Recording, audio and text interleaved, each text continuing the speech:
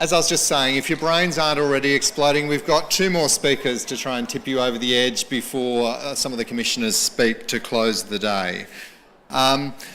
We've got 2 closing keynote speakers, and it's my pleasure now to introduce the first of those. He's Deputy General Counsel for Human Rights at Microsoft. He's been here for the whole discussion today, so we'll probably have some interesting reflections on the things that have already been said. Please welcome him, Steve Crown.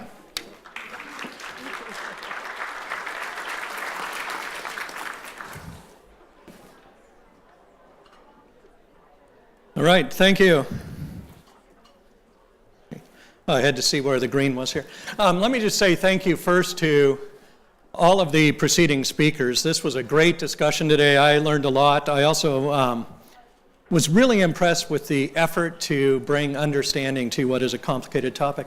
One thing I did want to touch on, because it is something we do a lot of, it literally is part of my daily life and somebody who's down the hall from me. So there was a discussion of accessibility we had just recently, the panel. As a Microsoft executive, I will say that I endorsed every sentiment I heard on that panel. One of my close colleagues, close in the sense of friendship and literal physical proximity, we probably sit 30 feet from one another in our offices, is Jenny Fleury, who is our Microsoft Chief Accessibility Officer, and you'll find lots of things about Jenny out on the internet. I encourage you to just do a quick search for Jenny Fleury or Microsoft Chief Accessibility Officer to see the things we have been doing. For us, we are very clear. We have a tagline throughout the company that accessibility is not an afterthought. It is not a build-on. It is not something you plug into a product. It is the way it needs to be designed from its origin. And you'll see a lot of that work. I'm actually going to play a video that was part of my prepared comments before I knew that this topic was going to be on the agenda. But it is something that's personal to all of us, I think. It's colleagues, it's friends. For most of us, it's personal family. And we view accessibility as not simply physical disabilities, but also mental challenges. So we have an active program to hire people on the autism spectrum into the company. That requires a different way of interviewing people, a different way of defining a job, but that opportunity to bring everybody into the benefits of the technology companies. So on to my slides. And I will say, for the discussion that follows, before I give you the first slide, I thought I would try something that's very difficult, and no doubt I'll get it wrong, and that was to give you my understanding of what we mean when we talk about AI, and especially machine learning, and why this is such an important topic in thinking about human rights. So the way I think of it is, at its heart, AI is about computers generating their statements of probability, their calculations of the likelihood that an output actually addresses the concern that was raised by the people who programmed the computer based upon inputs that are quite random, and that it actually has to translate. So very often, if you think of a picture, what are you going to do with that? A bunch of pixels. And how is it that a machine knows that this is a car or a skateboard or a human face? It's actually a massively difficult problem. And it's not solved because we tell it, here is what it is, here is what it's not. We actually want the machines to learn over time as they get feedback that says, yes, that's a correct response as to what this item happens to be. So sometimes you'll hear of a thing called deep neural networks or neural networks. And here I want in advance to apologize to Alan Finkel. Alan, I know from our conversations that you're a neuroscientist as well as Australia's chief scientist. I get to fly home to Seattle after this, but you're going to have to deal with the confusion I leave in my wake. I hope I'm not complicating your job, but I think of this as actually what we've tried to do as computer scientists in a place like Microsoft is, by analogy to the way we understand the human brain works, build computers to learn the way, along the lines of the way we learn as human beings. So think of these as crude analogies. But in the human brain, we have this notion of dendrites, which are like data input mechanisms. Then it goes into the neuron, the cell. There's a process known as soma, which we analogize to computation. There are axons, which are outputs, which go into new dendrites, and the process repeats itself. In most of the complicated computers, when you hear people talk about AI, what they're really talking about is a great number of these processes happening back and forth, and the computer iterating and changing outputs to see whether it can get a better result over time, which is why sometimes you'll hear people say, we don't know what the machine is doing. We literally don't know the internal calculation, how it's tweaking the outputs that need to go through many, many layers, and then it looks at itself and it gets an increasingly accurate or appropriate or rewarded output. I mention that because as we go through this, you're going to see some of what that really means to us. So let me go through to the next slide, make sure this is working. So Microsoft's vision for AI, we think of this as augmenting human abilities, and I'm going to tie this into human rights in a bit. But you'll see some little notes there of vision, speech, language, knowledge. Think of these things of vision. It's images. It's just pixels that are being fed into a computer. And then we ask the computer to identify particular objects. We ask it to identify, is this or is this not a human face? How many human faces? Sometimes there's even an effort to identify which human face, or what is the human face telling us about the emotions of the person. These are all mathematical computations where the computer determines, based on a probability calculation we ask it to make. Here's what I think you're looking at if you look at this picture also. Speech, think of the challenge here. Speech is not the written language. Think of this as we are working with how do you take sound prints, the data that comes in as a sound wave, convert that into words, into sentences, and into speech, and then do the opposite process. So I'm going to run out of time unless I go right into the context here. I think actually what I wanted you to do is to roll the video first. So can we roll the video, which will explain how this works in practice, and think about what I just described as what a computer needs to do.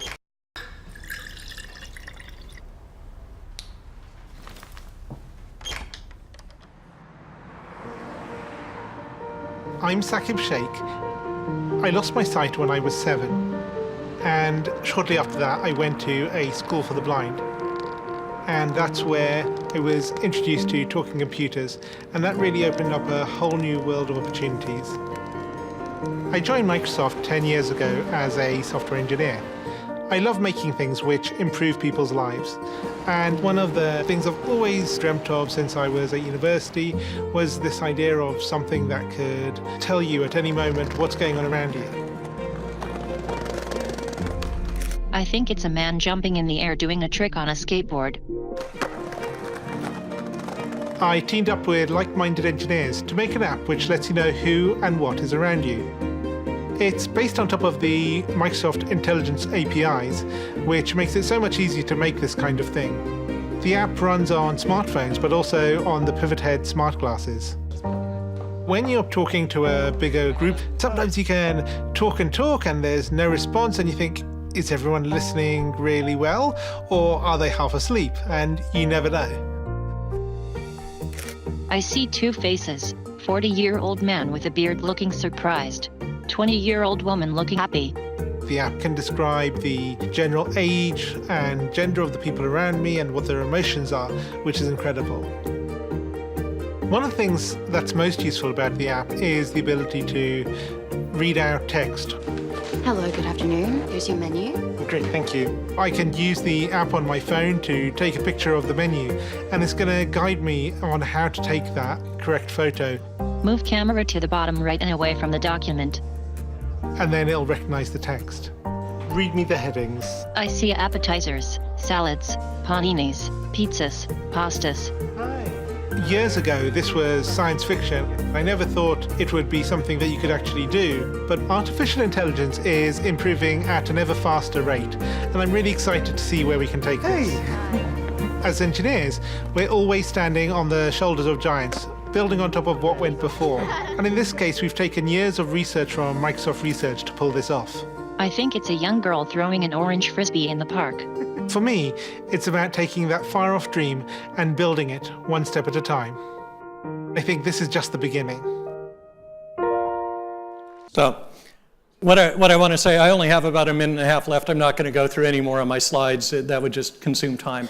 When I hear people complaining or concerned about artificial intelligence, somehow we have to stop this process, this is what we're talking about stopping. What we actually have to do is think about how do we control this. This is incredibly powerful stuff. In fact, I'll give you one more slide because it does capture how we think about it as Microsoft. Satya Nadella is the CEO of Microsoft. And he notes that this isn't just a powerful technology, it's one of the most powerful we've had. We know with every technology, if you think fire, we have arson. If you think the internet, I have friends in Redmond who have weekly conversations. Their children, and they're from China, their children with the grandparents in China, it's a Skype free call video and they're doing that. That's what we're enabling with this stuff. And yet we have the dystopian possibilities of people abusing it, whether it could be surveillance so that we never have any privacy on the street itself. We need to think about these things. We as Microsoft try to ground all of our discussion on this in the international human rights, the UN documents, the international covenants, and then there's also a document that's been mentioned in a process that others have touched upon, the United Nations Guiding Principles on Business and Human Rights. We follow that. It ultimately is about stakeholders getting together and solving things collectively. So rather than go through my slides which touch upon that, I thought I'd jump quickly to this. What ultimately we're talking about is a problem that's in front of all of us. It's not something Microsoft or the technology companies can solve. It's not something governments can solve. It ultimately requires all of us to come together and set the rules, think about what world do we want to inhabit, what do we want to leave to our children and our grandchildren. There are some things you can count on Microsoft to do. I belong to a group that is known as Ether. It's our AI and ethics in research and engineering. This is a place where we actually look at what are the potential uses of AI that could be harmful from a human rights perspective, and then we provide policies and guidance to make sure we don't do that. But you'll also see, if you look for it, a blog we posted 2 weeks ago where we called for regulation in the United States. Rarely do you hear a tech company say, please come regulate us. We're saying this notion of surveillance and police use of the facial recognition technologies we and others develop really require a dialogue and a conversation across all of society, especially the most vulnerable populations. And that's a dialogue we'd like to see happen globally, and we look forward to conversations with you in Australia as you take up this challenge as well. Thank you.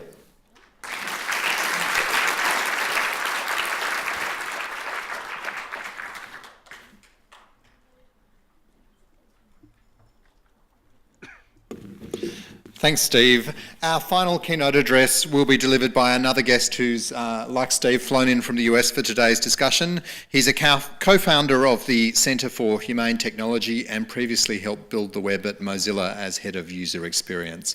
Please welcome Asa Raskin.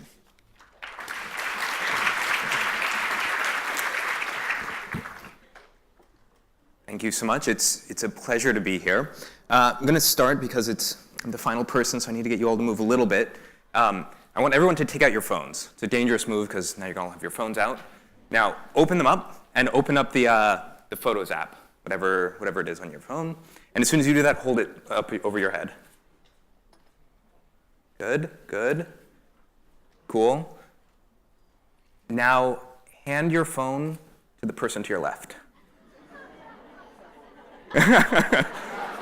So, this,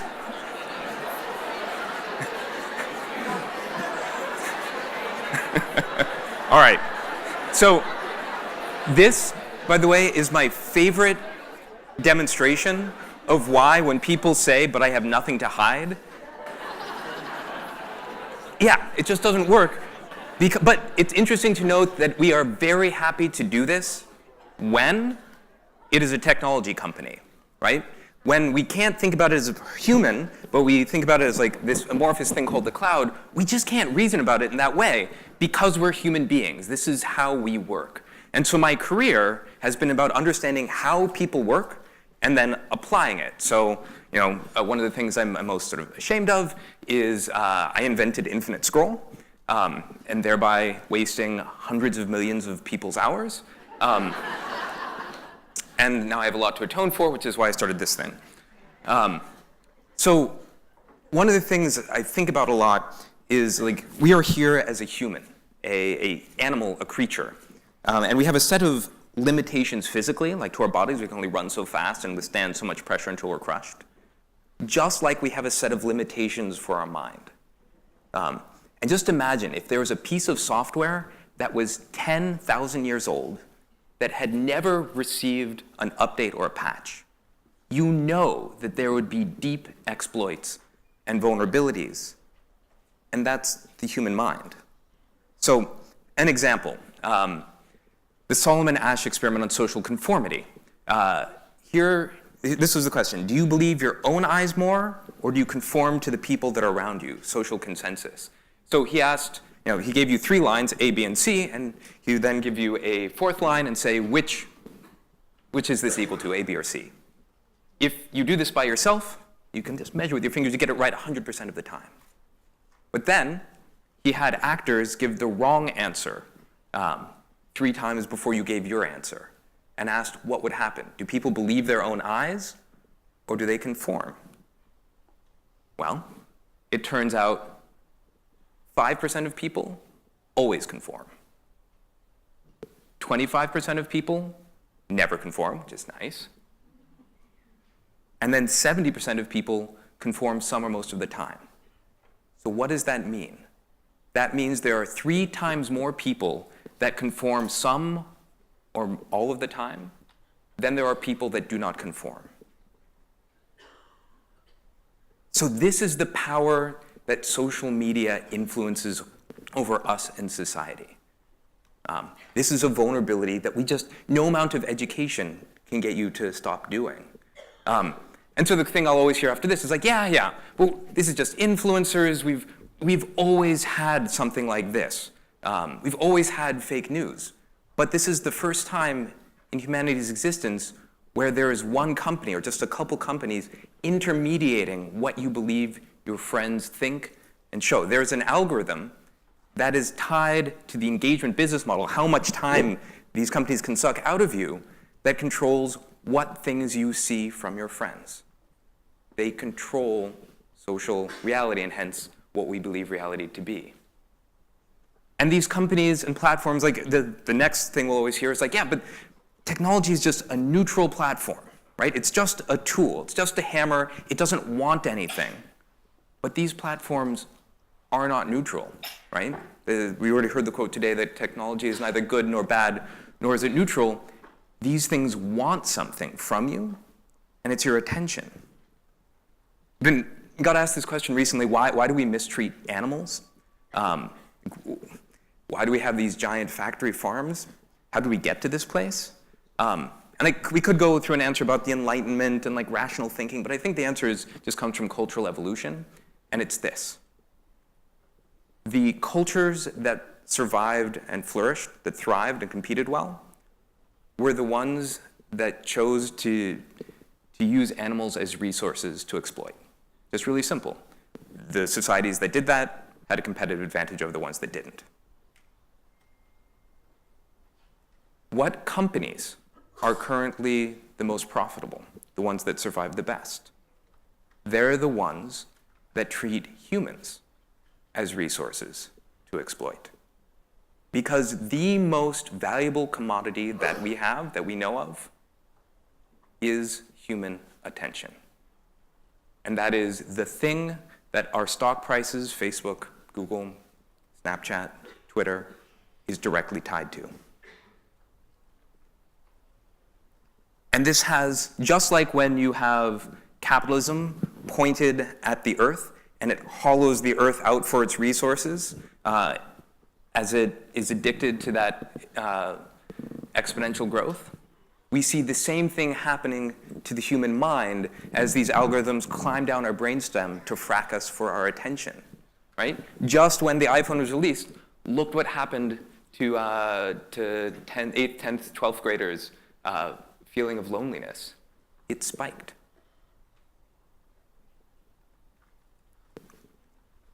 You know, when these platforms sort of tilt the floor of human behavior because they make some things easier and some things harder, which, by the way, is absolutely a form of mind control, because while humans can choose to walk uphill, they generally choose not to.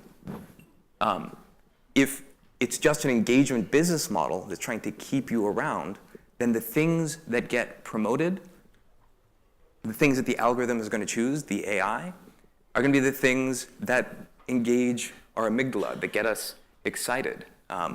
And so there's just a research that came out of MIT that showed that disinformation moves 6 times faster. If you were just measuring time that it takes to reach 1,500 people, disinformation gets there 6 times faster than real information, because falsehoods they have more degrees of freedom. They can A/B test better than real information can. So everyone, when we talk about AI, almost always the bugaboo is that there's going to be these scary monsters, robots that are come physically kill us. Or that runaway AI is going to be about the paperclip problem. We're going to set the objective function, be careful what you wish for, set the objective function to be make paperclips, and then the AI is going to go off and tear apart the universe to make paperclips. But the thing is that runaway AI already exists. So I'm going to walk you through an example of this. Meetup.com discovered that more men than women click and go to technical talks, which meant that their AI saw this thing and recommended technical talks to more men than women, which meant more men clicked, and so on and so forth, until almost no women were going to their technical talks. This is a way that recommendation engines start to tilt the floor of human behavior. This is a runaway AI problem. We see this on YouTube, where because they're just trying to grab your attention, they have recommended, this is external research, they have promoted Alex Jones's videos, which are conspiracy theories, 15 billion times. So, Meetup.com was this is a bug in our system. We want to correct it. There's this lever that we have that controls human behavior. We're going to put our hands on it and pull it back. And we're going to show more women than men technical talks. But when they talked about doing this, they got pushback. Who are you, Meetup.com, to make this values-based decision about what society should be like? YouTube and Google does the same thing. They have a program called ML Fairness. So when you search for physics, it doesn't just show you old white guys. It shows you ethnic and gender diverse groups of people. But once again, people pushed back and said, who are you, Google, to make this choice to destroy meritocracy? And Facebook, right? Before they stopped talking about these things, they had a study where they would just put little get out the vote buttons. And interestingly enough, it's not regulated. They can change the size, color, send it to whoever they want. And they showed that could affect voting by 0.24%, which is more than enough to have thrown the last US election. So here's the question that I'm going to pose. We now live at a time when our technology platforms, which are not neutral, can tilt the floor of human behavior. What is the definition of being self-aware or conscious? It just means to be aware of your own actions and able to change them. We can now, with technology and these sort of runaway feedback AI loops, understand human behavior and change it at scale to a place where you can control a democracy. So this is society in a very non-Northern California woo way, becoming self-aware or conscious for the first time. And it's really scary to put our hands on these controls and make value choices about how we want to be. But that's the task that's in front of us with these new technologies, is to say, how do we take the values of democracy and update them to work in this new world? So, thank you.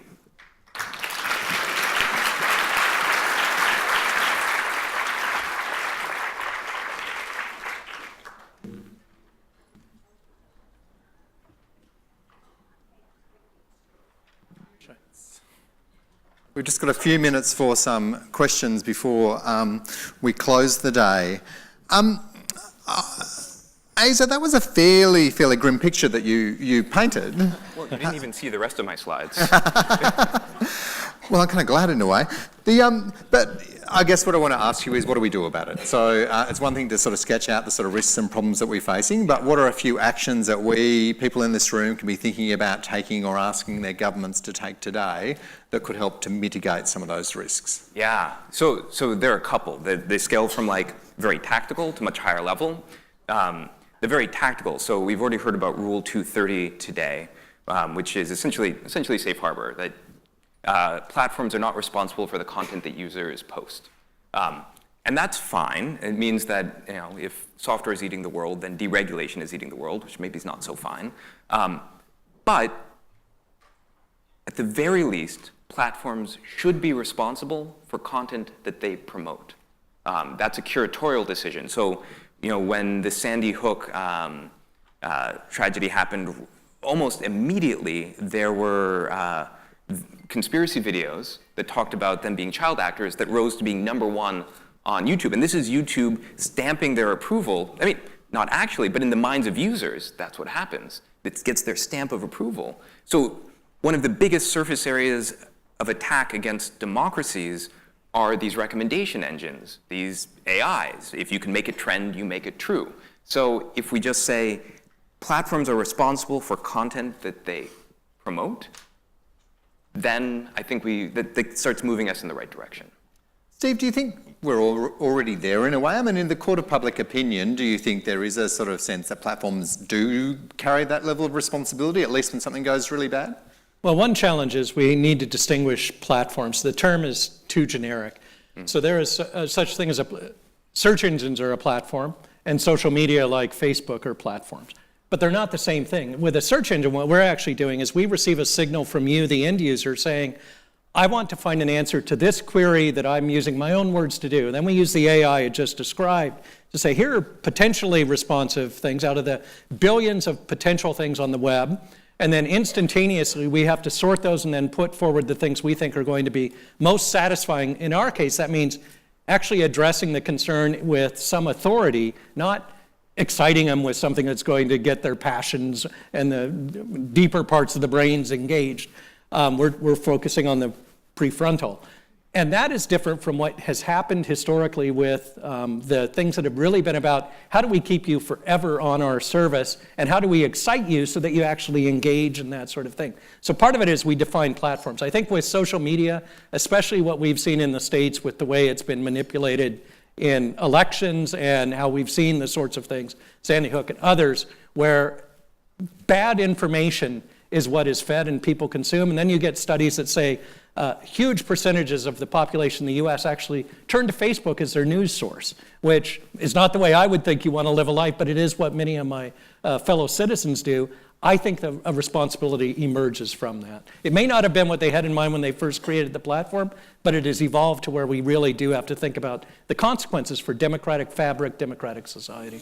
If we take the search engine as an example, I mean, how quickly can you respond? Can you respond fast enough? Because you take an example like Sandy Hook, some of these things start spreading really, really fast, and they could be in front of the eyes of millions of people. So very quickly. One of the things, if you think about a search engine, literally from a human perspective, it's an instantaneous response. You don't wait 3 seconds for a response to come. It must be done because there are literally billions of potential responses. That's all done with algorithms and math.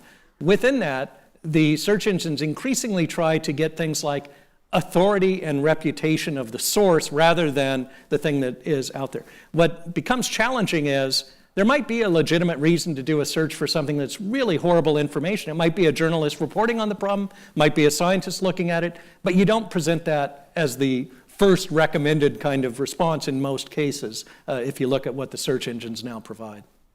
And what's your thinking on that issue around ability to respond, Asa? I mean, is it feasible for us to be able to respond quickly to things that are circulating that are harmful? Yeah, I mean, it was really interesting on the last panel on the question of deep fakes, which is the thing where you can essentially take anyone's face, put it onto anyone else's face, make anyone say anything in their own voice. They didn't really respond to that, honestly. They sidestepped. And it's really scary because if you go just a couple more years out, right, why was Google Duplex such an issue? It's because we're not treating the human being as this vulnerable entity. We always treat them as this perfect bastion of sovereignty, and they can always make great choices. But you go, say, 5 years out, or let's go to the 2020 election in the US, with stuff like Google Duplex, you can now instantly scale up a 100,000-person call center that does A/B testing across an entire population, matched with data to figure out, with the voice that's averaged over all of your friends' voices, so that you just implicitly trust them, or maybe it's your sister, who knows, so that you can start targeting and manipulating people just like we do online, but now offline, and you can't tell. So it's like, I think if we don't take a clear-eyed model of what human nature and human needs are, we're going to lead ourselves directly into catastrophe. Steve, one of the concepts that Asa talked about was this idea of runaway AI, and in fact you said that we're already seeing it, it's happening now. What's your reaction to that? Is it something that you think we need to be worried about? Yes and no. So I don't feel at this point that the sort of work that I know our researchers are doing tends toward this runaway AI.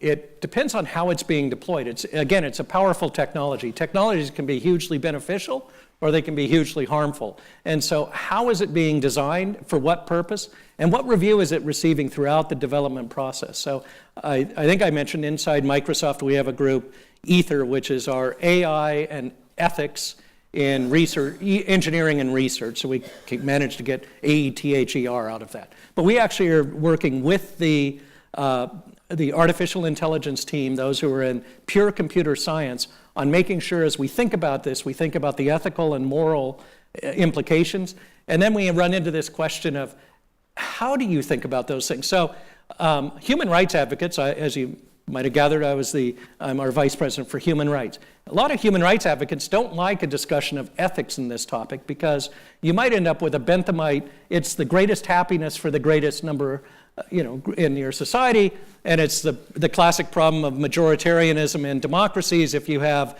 37 wolves and 3 sheep and you take a vote on what's for dinner, it doesn't play out as well as you might want. So we need to think not in terms of the greatest numbers, but actually what is the thing that respects the inherent dignity of every human being? And is that part of the design process or not? We use that with accessibility thinking now, as well as about how we think about what tools we create for AI, how they might be misused, and then what can we do to mitigate those risks.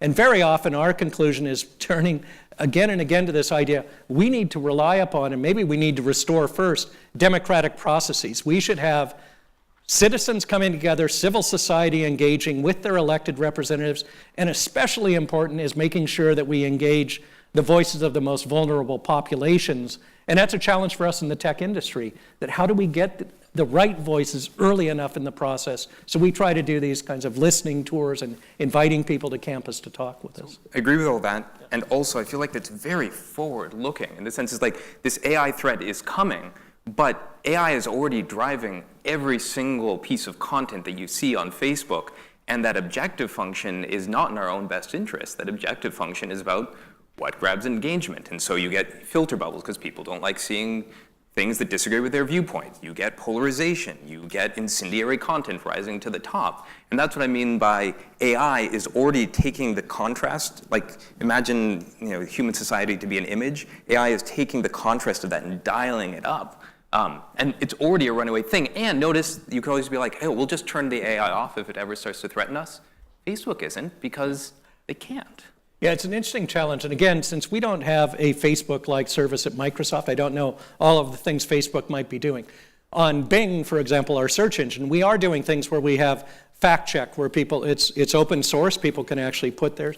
We sometimes are doing things with some content where we will provide alternative answers because we don't know which is true, but people believe both of these might be, or provide responses that answer not the question AI assumed you were asking, one question. You might have been asking any number of things. So a classic example that we have out on the web is if you search for kale, K-A-L-E, you might be a botanist wanting to know about it. You might be a nutritionist. You might be somebody just interested in new salad recipes. So we try to provide a variety of these so people can more quickly drill into that. That's a place where AI can do these things. They look at how many searches and where people went after that. That's helpful. I think the big challenge we have right now is determining with these companies that were built on an assumption that laissez-faire, don't worry about it, we'll just do this, that clearly is not working for democratic society. And so now the question is, how do we get after that? Agree. So I agree.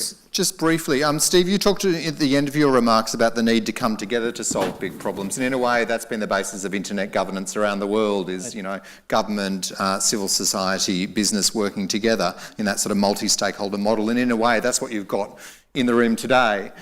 So briefly, for each of you, what's one message that you would give this gathered community from Australia to take away about how we can best, something we can do to best protect or advance human rights through technology? Well, my personal view is we should ground ourselves in the UN international covenants and actually restore their meaning in the way we conduct these discussions across the globe. I spend a fair amount of time in China or Russia on these conversations. Everybody has signed up to the covenants, or at least acknowledges in their behavior in the UN and in the language they use internationally, human rights. We need to instill that with real values, and there is law, there are norms that we can rely upon. And so I think as Australia looks at these challenges of technology and human rights, let's use the international framing and bring ourselves together around that, and then push for new norms, including on artificial intelligence. Hazer, just briefly.